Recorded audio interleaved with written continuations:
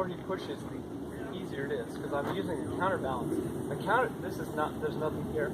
There's my back connection, and then there's the counterbalance. Here, this is force against force. Here, this is God. My arms can come around, right? But he can stop them from going out too if he wants. He can squeeze me. Right? But I have counterbalance. So, counterbalance looks like this.